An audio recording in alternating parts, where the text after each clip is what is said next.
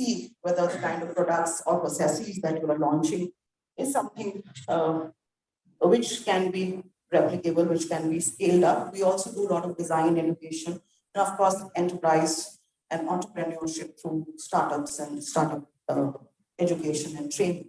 So that is the remit of the kind of work that we do. And extremely happy because Rajasthan is one of the few states, and last week we were speaking at the Center State Science Conclave organized by the Department of Science and Technology for pan-India state ministers and state secretaries of science and technology. So a lot of new things that Government of India is doing, which are also, and different state governments are doing, which I'll also share given the limitations, of course, of time. I have been asked to speak specifically about women in engineering.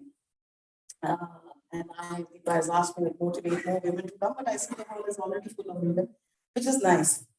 So let us look at how, from the government perspective, rather, of how engineering is being perceived. We have the new national education policy. I'm sure most of you have read it, but the engineering sector, as I perceive it, based on my own experience of interaction with the engineering cohort, that is one of the 6 cohorts that we have. Agri is the other, IPR is another, biotech is what we do, design, and of course, the startup cohorts. These are the 6 cohorts that we have, and all universities and colleges that exist in Rajasthan, 650 plus 250 state universities, are all part of one of the other cohort. What you do as engineers in this particular stream or domain of work, where you of course make products, there's, I'm sure, a lot of back-end connect the dot kind of research and innovation that is happening every minute as we speak, is also very closely related to something which is very important, which is environment. Because your products and the kind of carbon footprints that they also have a huge impact on climate change. So I will try my talk covering all these 3 points because we have to have a macro picture. So if I tell you how we see in Rajasthan, as you know, in 2000, 2005, that was a time when private universities started proliferating for good reasons, but also the fact in the last 15 years, ever since the private universities have come about, lots of them initially came about in the engineering sector, right? And today from GE, you have GE advanced results have just come out. You will realize that physics has dominated since kind of ever, right? If you look at the list of Nobel Prize laureates, you will see that a disproportionate number of prizes have gone to physics, followed by chemistry, and very few in, I would say, biology and other this thing. So you will realize the century of physics is now getting merged or becoming more fungible. If you look at what IIT Delhi has done, 2 very important things IIT Delhi has done, and this they did during the lockdown. One, that when I was a school student and one had to choose science, you could only do PCM or PCB. If you wanted to do both, you had to self-study. One, because in the school, the syllabi or the timetable with teachers could not be juggled. So you had to juggle with the coaching outside. And I'm talking of some 40 years back. IIT Delhi recently, some 2 years back during the lockdown, they said that engineers who are studying engineering and who haven't done bio will have to compulsorily do biology as a subject, like we did English or Hindi or political science or history as one of the optional subjects. But now that is becoming a compulsory subject that is being taught. So where is engineering going? Because we are in an age not just of information technology, not just of data or digital information, but we are moving to what is called a humanoid age of the humanoids, cybernetics, right? And with every use of technology, the interface with users of technology and with users of technology, we are creating a culture. Because after all, now machines are interacting with machines, and machines embedded inside human beings, chips, STEM was the first non-human stuff that went inside our bodies. And today you have chips, you have heating pads that go, and machine inside your body is talking to a machine outside. So that is IoT. So human beings are now becoming part of a robotic humanoid age. So where is engineering right now? With so much of nanotech, plasma technology, which is the fourth state of matter, and with biotech, the whole culture of engineering is changing. So if I just go back to the state of Rajasthan, which I'm slightly more familiar, you would find that there is a kind of Sanskritization which is happening. And what do I mean by Sanskritization? That earlier you had the middle class and the upper middle class children take engineering with a lot of pride.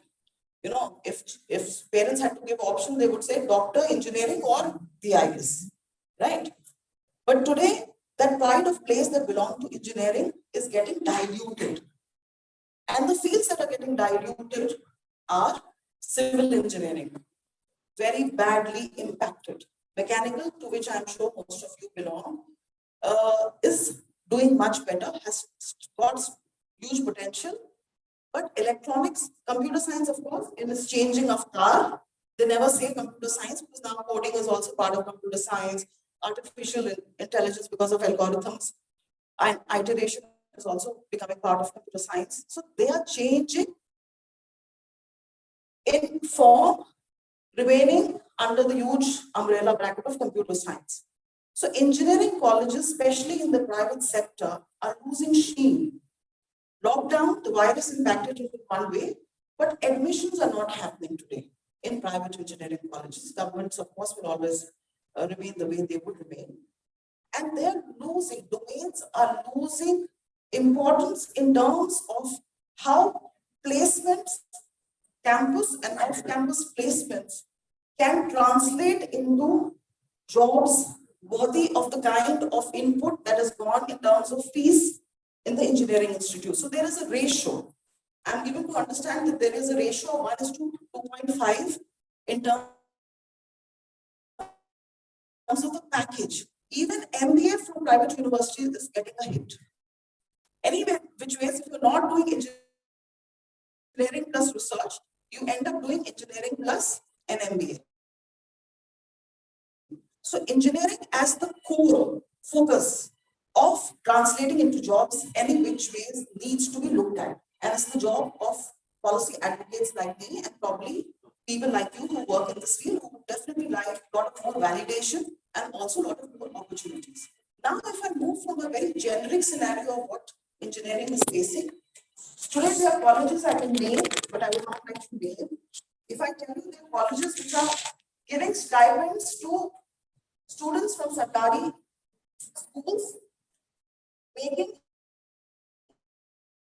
education in engineering sector for women absolutely free for the duration of the 4 years, you still don't have sufficient input from students. They are ready to take people who have barely managed to pass and give them training.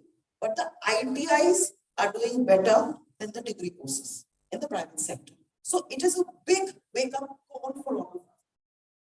And if I look at what happens to women, I'm happy to see so many women here.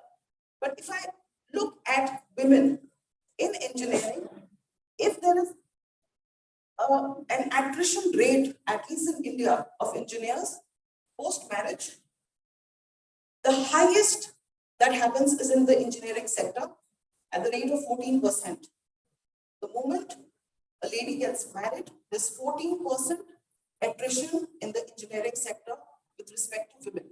If I compare this to the kind of input in terms of caliber, in terms of effort, in terms of monetary funding that goes in terms of fees and tuition and everything in the engineering sector on women, and I compare it, say, with a teacher in a government school, there is zilch attrition post-marriage in the teaching community, in the school teaching community, in the Sarkari system or the private sector.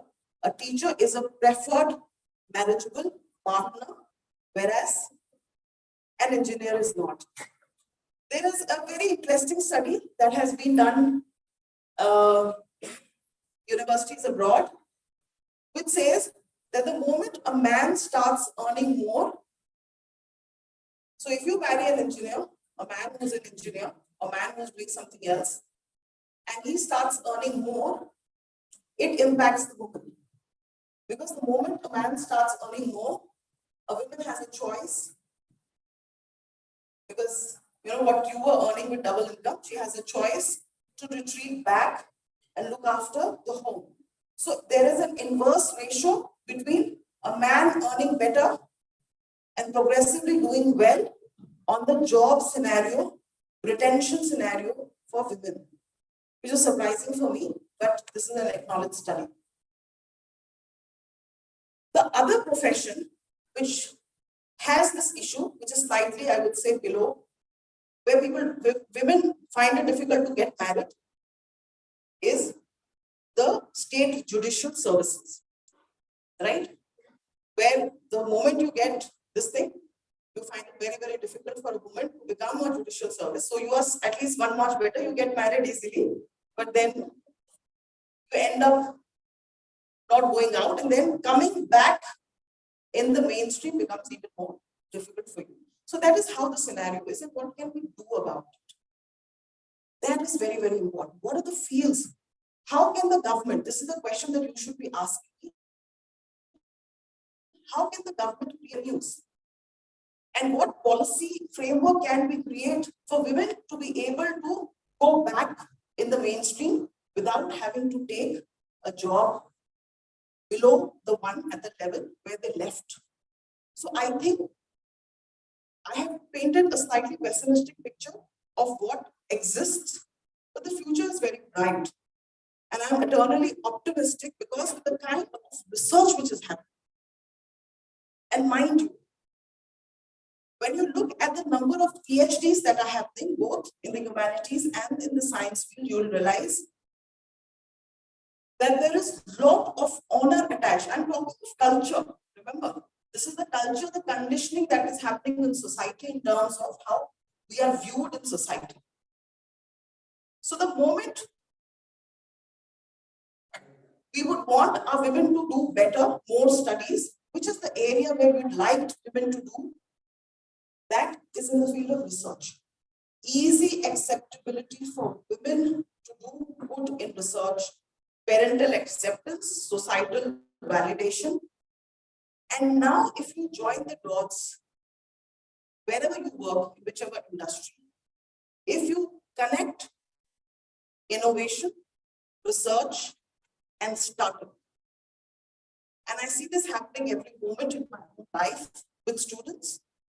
But I would like to urge you that there is huge scope for all of you to transition from being your employees working in a company to having your own company and becoming employers with the kind of background that you have, with the kind of skills that you have. All you have to do is look at what is your domain knowledge and what is the add-on that you can do in terms of innovation.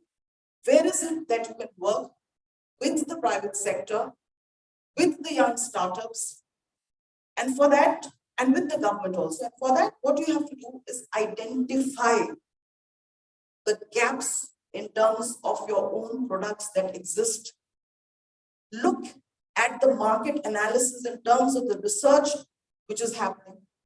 Look at the processes, look at the costs, look at new materials, look at various, look at the air conditioner from a 360-degree angle or whatever heating and cooling systems you have, and look at where a change of material can bring about a fundamental change in the way air conditioning is done or homeostasis is developed. And there is where your opportunity for the next generation will lie. Because, you know, the mobile companies, if I just give you an example, and I would also like to quote at this point Yuval Noah Harari, who talks a lot about the underbelly of technology.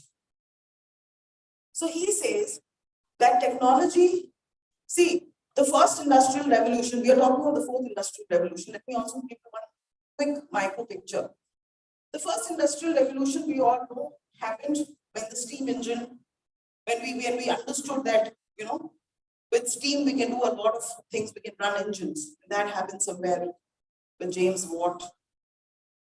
iterating on his predecessors and becoming the pioneer in bringing out the steam engine. That is why you had the Manchester and the Liverpool factories, and how London of the Charles Dickens time became a tale of two cities, with the bright, incredible London on one side of the Thames River and the London of the Uriah Heeps and the sweatshops on the other side of the Thames River. So that also happened because of introduction of technology. It took us about 2 centuries, which is almost 200 years, to move from Industrial Revolution 1.0 to 2.0, which also coincided, interestingly, with India's liberalization and the internet and the computers coming of age in the world and in India. Then with K2K, the millennial generation, we consider ourselves the millennial batch in the civil service. So with that, it took around 40 odd years for the industrial revolution to move from version 1 to version 2. From 40 years, we had industrial revolution 3 with digital technology. And today we are standing at the beginning of industrial revolution 4. And we are talking of Make in India, Stand Up and Start India, ease of doing business. Our innovation ranking in the last 3 years has gone up from 81 to 46, which is hugely important to India. As your McKinsey president said, this is not just a decade of India, but this is the century for India, right? So we are at the cusp, and also as our Honorable Prime Minister says, incidentally, it's his birthday today. So 25 years, the Amrit Kal, from now to 100 years of our independence, 2047, you will realize that India will not just be a visionary, but India will also be a leader in emerging technologies, because we have the HR to support the Industrial Revolution 4.0. But interestingly, every day an evolution is happening. Today, the computer engineers are taking the data to the cloud.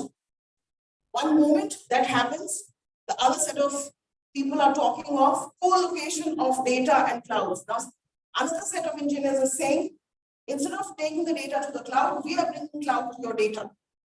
And we are co-locating industries. Same here. We don't have to wait for years. Evolution is happening incrementally, and that is your evolution, which will happen so soon that we as people will not be able to keep pace. When I joined the civil service, we were doing something called adult literacy, where we were teaching the geriatric population who could not sign their names in villages. That continues with financial inclusion, where at least everybody can sign. Now you have biometrics where you don't need to sign, right? And slowly, with machines talking to each other, and we not talking to everybody else, we'll be in a totally different kind of an age, right? Where our body parts will be speaking to my friend's body parts without us ever communicating. And today, also, mind you, your gadgets, we live in an age of surveillance.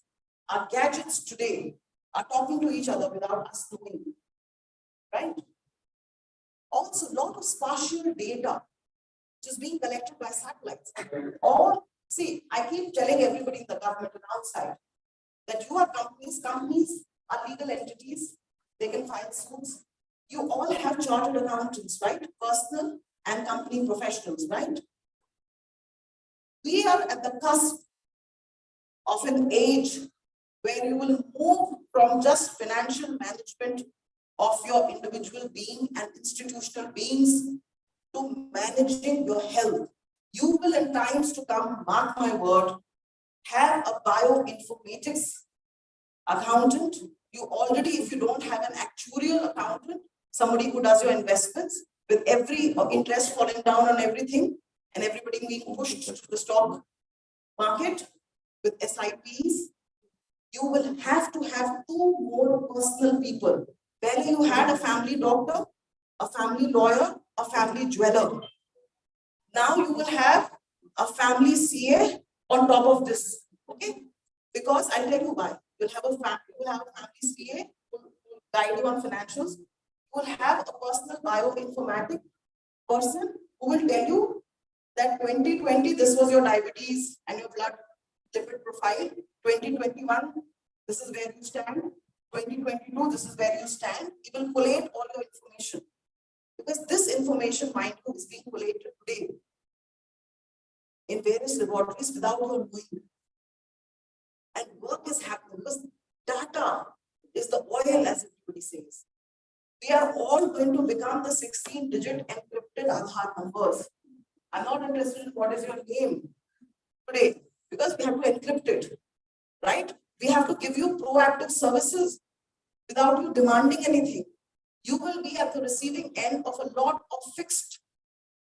You know, we all use washing machines. After my yoga in the morning, first thing is I do is talk to my washing machine, even before I talk to anybody else in my house. And it comes with set parameters. Every technology is coming with set parameters. Today, you can only do this. You are limited in the use of technology. And if you can bring in flexibility and fungibility there, that is where you find your roots, right? Why is it important? Because we are going to lose a very, very important touch of being human. You know, some 20 years, not even 20, some 10 years down the line, when you have your next mega event, you will be calling somebody not to encourage and motivate people to bring more women in science, but also to talk about what it means to be humans. Because you are very soon moving. You know, this Aldous Huxley's sci-fi scientific fiction of yesterday, the dystopian world of yesterday looks like the real world of today. Virtual reality is actually realization of virtuality today.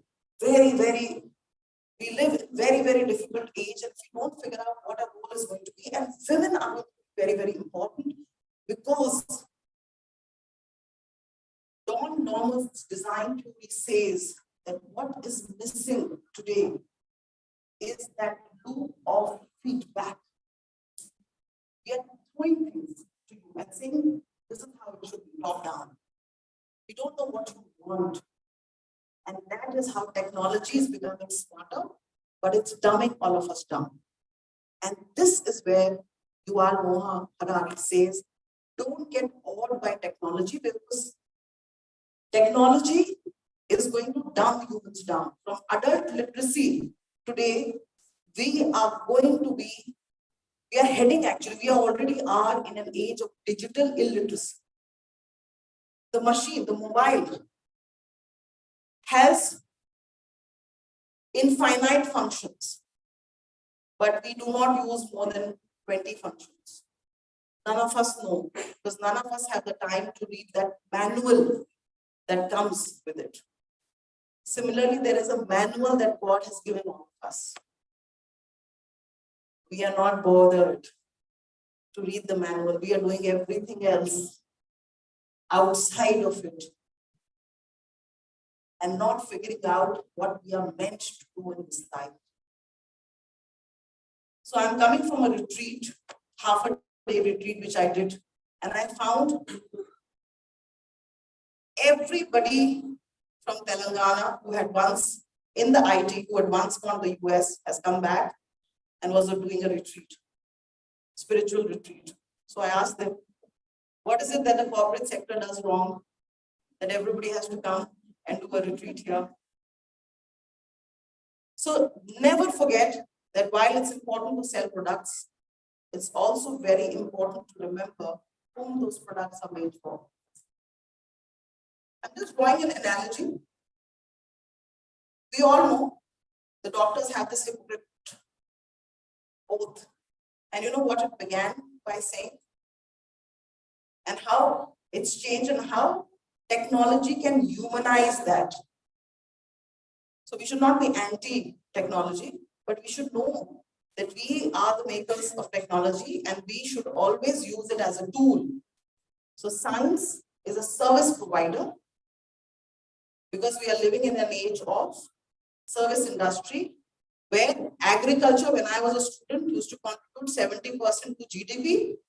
Today, 40 years from last when I left school, maybe 35, 40, I don't remember. Today, 65% of GDP comes from a service sector. And if India has to become a world leader, this number is going to increase.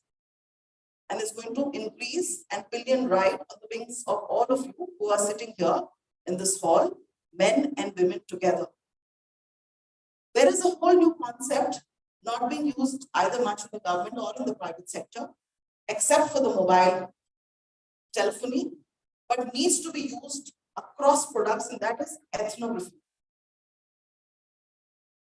To complete Norman's feedback loop of how products should be made more user-friendly, acknowledging the presence of human beings who use these products. And it is in this field that I think all of you sitting here, men and women, engineers, have huge scope.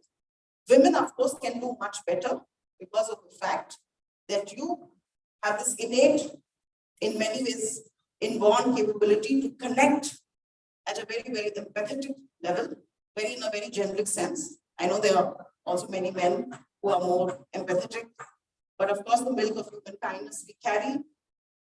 So that is a domain that all companies must explore and have ethnographers work with product designers. Also, interface design. It is taught as a vertical in design, BDES design schools. This is also something that you must get on board in terms of how you do your product designing. IPR is something that I do. So everybody who's designing products should also look at patenting their products. My friend Hari left the government job and is a billionaire. I should not say it, get him into trouble. But yes, he has patented what he has made, and he was one of the first. He gave a talk on innovation to all of us in the Department of Science and Tech in Government of India, is working with the President's Kitchen, with the Army to develop commercialized kitchen with the heating system that he has developed. If you have time, you should speak to him sometime. I will not take more of your time on the theoretical aspect because Deepa has also told me that I should inspire you from my own story. So I will go back 22 years when I entered the civil service straight from college. So I'll tell you this is how the world perceives you. Then I'll bring you update and tell you how people see us. So I had a very nice collector in Rajasthan, and he was to be my mentor. I was a probationer under him. So in one of those training sessions, you are allotted various desks. You have to do a lot of hands work. You have to be a tehsildar, you have to be a BDO, you have to be an SDO. So in one of these sessions with the collector, I very innocuously asked him, I was a KTP, a very keen type probationer, so I had a lot of interactions, I had a lot of curious questions. So I thought I should extract the best out of my boss. So I asked him, so what are the good qualities of a civil servant? Very non-gender specific question. And he came from Haryana, so he used to speak in the vernacular. And he told me, "Dekh chori." So see, look, young lady. For a guy, for a male civil servant, and my question did not do a separation. I asked, an officer is an officer. So he said, for a guy, dynamic, outgoing, resourceful, right? So I was forced to ask him, sir, and what about a lady officer? Because this lady officer thing is an oxymoron. You're an officer, you are an officer. It has nothing to do with your gender. Mine has no gender. So then he said, he hardworking, sincere, and obedient. And I know I've gone to various private sector companies on International Women's Day, where I've interacted with people and spoken about different kind of things. And I know how the interviewing is done, where they ask you, what are your plans? They ask you very probing and private questions related to your marriage, related to, those are questions you probably not even have discussed with your spouses as yet, but you have to answer them first to your employer and figure out, and then go and tell, oh, my boss was saying we should not plan for the baby now, or the second baby now, because my promotion as a project manager gets stalled if I have a baby now, or my transfer is coming somewhere. So, I was taken aback when my boss said that for a man who is a civil servant, or for a guy, he has to be outgoing, resourceful, dynamic. And for a lady, it has to be obedient, sincere, hardworking. How many of you agree that these are the qualities that your bosses look for you in gender-wise women? Any? Just one? Yeah, you agree? I don't agree in common. Yeah. So I was again, very curious, and I wanted to ask my boss. So I asked him, and so what if I've been given to understand that I'm already sincere, hardworking, and obedient, and that's why I'm here.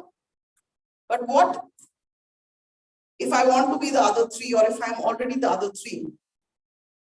So he said, do you want to be a homemaker or a homebreaker?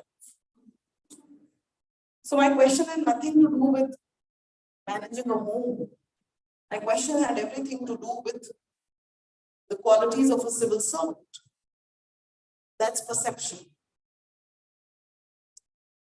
Another story I would want to tell you right after this. Of course, my boss's views changed because I ended up doing all the difficult kind of districts because I did not imbibe that from him. And then he had to change his views because I got an opportunity when he became a Sachiv of my district in Hanumangarh. So I called him and asked him the same question. So then, very nicely, we are great friends and I adore him as a mentor. So he told me, chori tere pe kuch apply nahi hota. Nothing applies to it. Yeah? But that is not something that we should be proud of, because we should, ban is the default mode in all our policy making, and we don't even realize it. And we are the exceptions to the rule. And we have to change that. One more story I will tell you.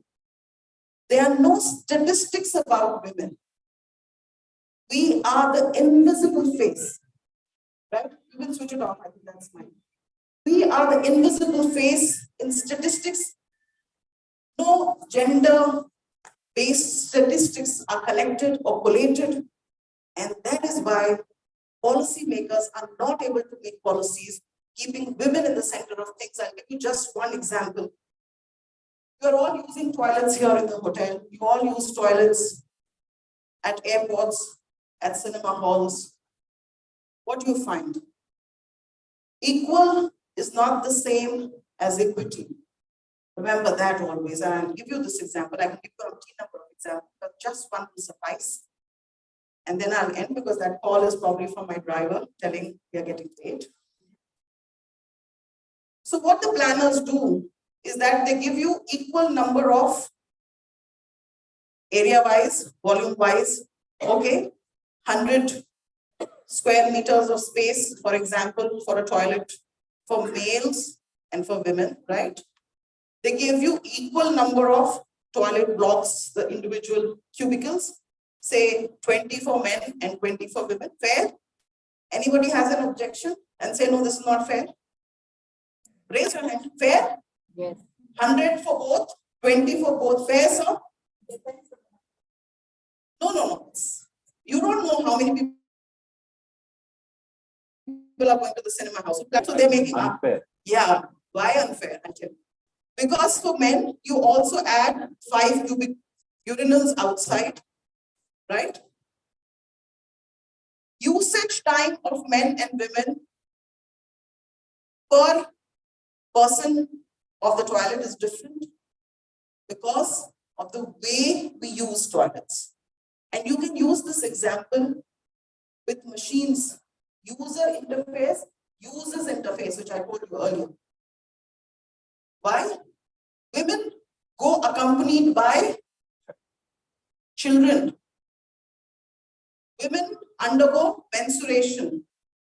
Women undergo pregnancy. Women take ailing, aged relatives. It takes time for each single of these women to use the toilet, and we never know how many women percentage comprises of the lot that go to use toilets.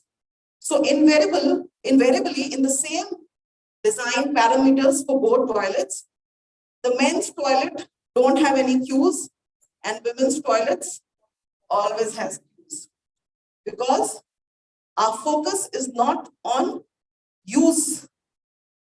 So when you design products, use ethnography in planning products. The Hippocrates oath, which I got diverted and forgot to tell you, used to tell the doctors, don't look at the disease, but look at the patient who's having the disease. Got it? Technology, artificial intelligence is trying. The aim of artificial intelligence or technology in making all the biomedical gadgets and devices is to free the doctor's time from having to look at those reports and to focus on the care of the patient, right? So remember how the use of technology interfaced with human beings can bring about a change. We were doing this better without gadgets. With gadgets, a time is gone. Always remember. Last example, and I rest my case here for you to make whatever good you can and take whatever resonates with you. We always have this question in our mind: where should we take our inspiration from? So I'll tell you a story. We always look to our parents, our first mentors, of course. So there was a man who was perpetually inebriated, drunk. He had 2 sons. The elder son goes and becomes a CEO of one of your companies. And the younger son turns out like his dad.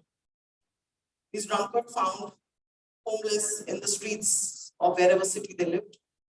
So this journalist goes to the elder one and asks him, "Sir, tell us what inspired you to be who you are."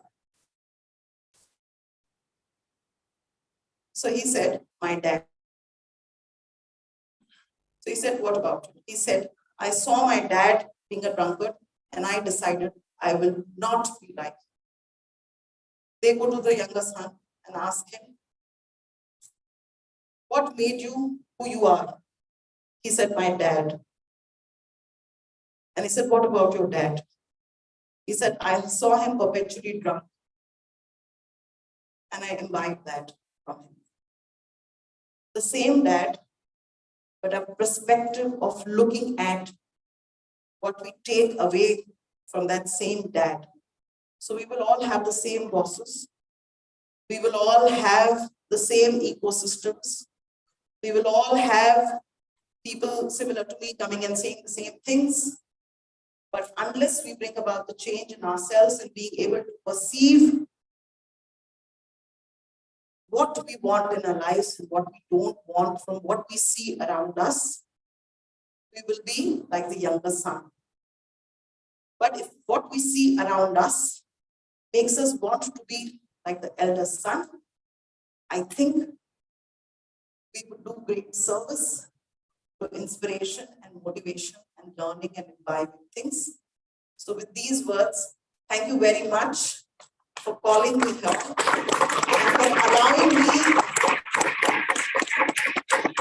to do this freewheeling conversation with you, because every time I speak to all of you, I'm only speaking to myself. It's like an echo. And I'm just reminding myself that what I tell you is what I'm telling myself as an alarm clock, because the time is ticking and time is very, very important. There is a book says that if all of us live till the age of 80, which of course we can now in this world, and we are, we only have about 2,000 weeks. 2,000 weeks. We have 52 weeks in a year. But look at the number and let it pinch you. You have 2,000 weeks, ladies and gentlemen, to do what you have to do. And most of us has spent the 1,000 out of 2,000. We only have about 1,000 weeks from now. What we are here to do, and we are all in the afternoons of our life.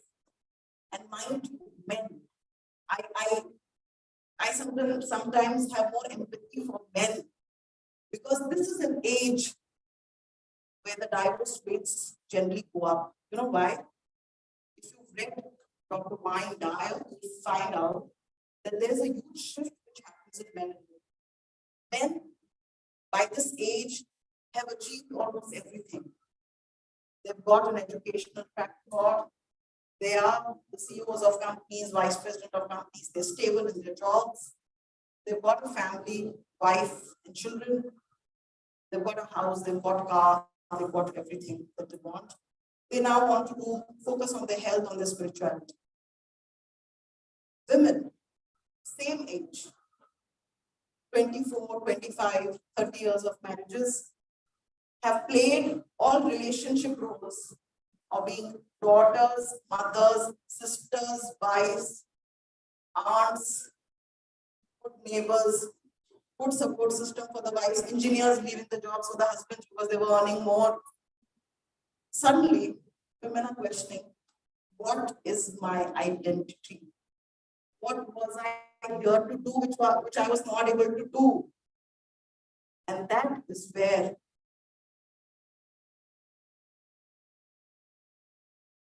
things go wrong. So men and women who are part of the same product called marriage, and it's a very beautiful institution, but unfortunately, in the Kal Purush Kundali, the first house of self and the seventh house of self is oppositional, right? And that is why they say opposites attract. So you all end up marrying your enemies. And the biggest karma dropping happens through marriage. So while you are looking at your professional, also look at your personal. If you can maintain the balance of the anatomy and stay on course, because for women, this impacts when the time comes to make an effort and peak in their careers is when you have all your responsibilities to take care of. So thank you very much. Good luck. All the best. Thank you very much for giving me this smooth opportunity of speaking to you today. Good luck. All the best. Thank you. Thank you, ma'am. Thank you so much. Actually, it's an eye-opener, wonderful talk. I would request Deepa ma'am to hand over the momentum to Mugdha Sinha. Big round of applause for that beautiful talk.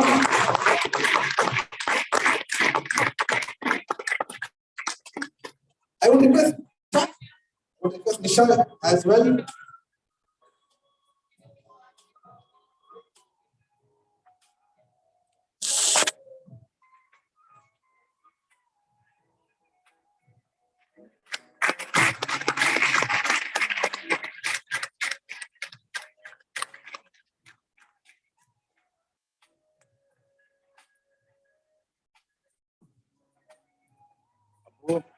Thank you so much for that wonderful talk.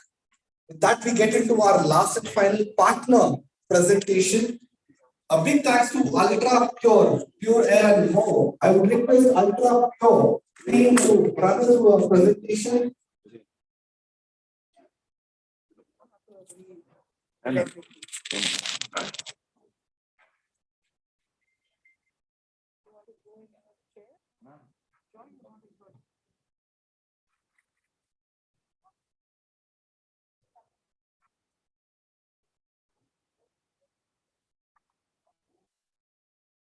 Good afternoon, everyone.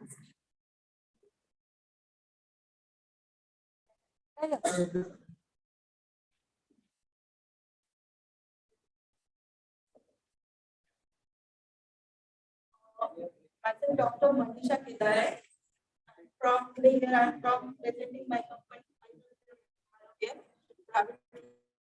Today I am going to talk about the importance of air purification in HVAC and refrigeration system. First of all, I would like to thank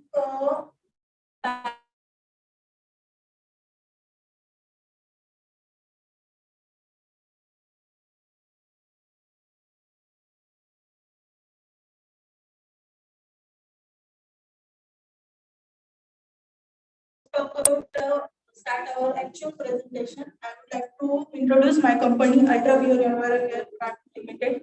Ultra Pure is basically Indian brand, deals with the disease